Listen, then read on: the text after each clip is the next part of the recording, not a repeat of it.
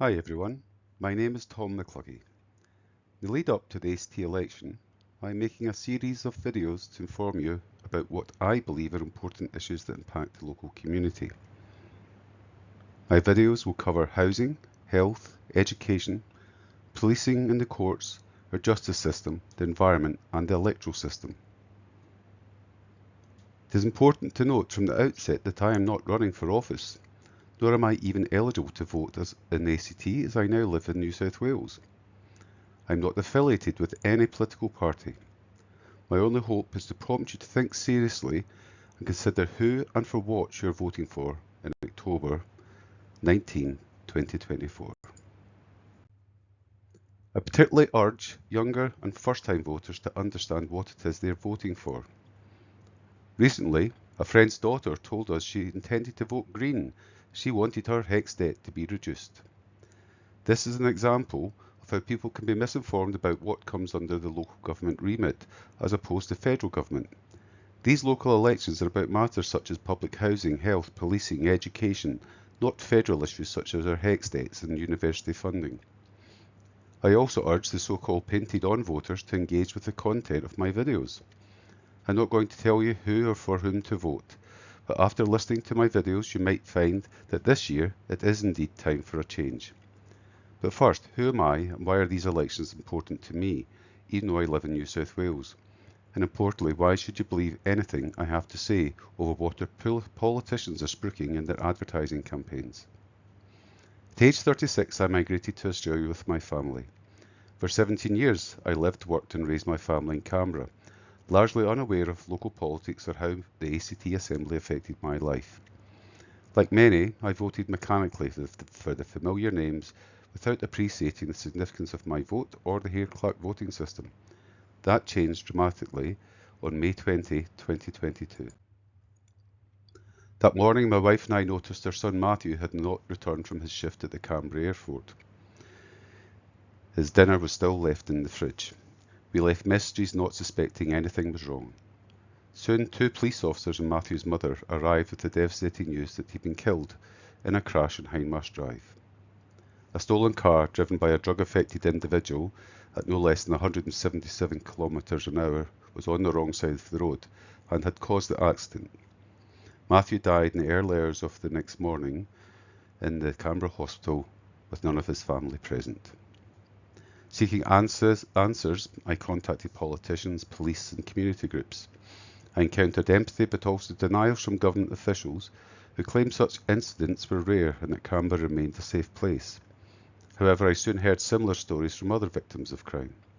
A high-ranking police officer described Matthew's death to us as an accident waiting to happen.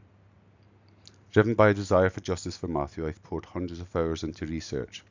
I've trawled through the sentencing database, court rulings, reports from agencies, directorate annual reports, the Australian Bureau of Statistics figures and the Productivity Commission's reporting in government services. What I discovered is that the government's rhetoric often conflicts with the evidence on hand. Policies that were clearly failing were being defended with denials and misleading information.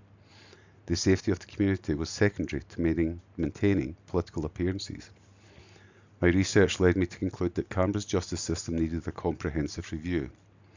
After submitting several well-supported petitions, I encountered resistance from politicians, particularly from Shane Rattenbury, the ACT Greens leader and Attorney General.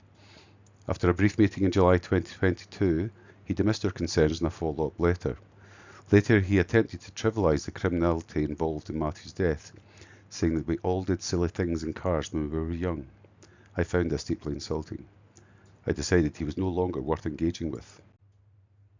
Despite facing resistance, I continue to raise awareness of my Act Now for Safer Roads Facebook page, both to highlight the issues being ignored by our government and to honour the memory of my son.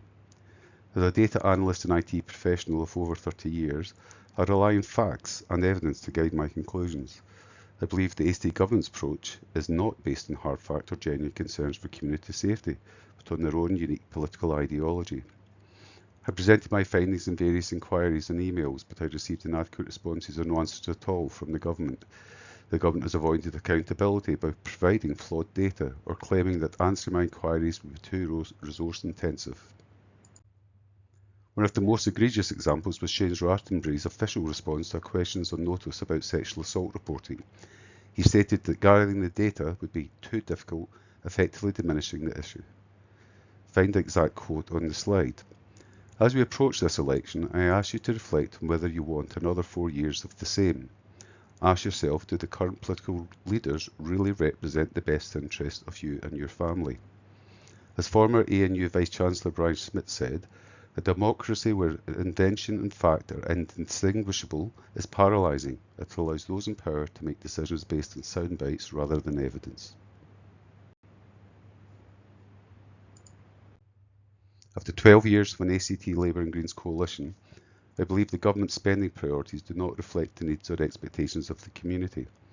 I share this not as a politician, but as someone who has thoroughly researched the performance of the government. I hope these insights help inform your voting decisions. They may be conversation starters with your less politically minded family members and friends in the weeks to come. Thank you for taking the time to watch and share this video.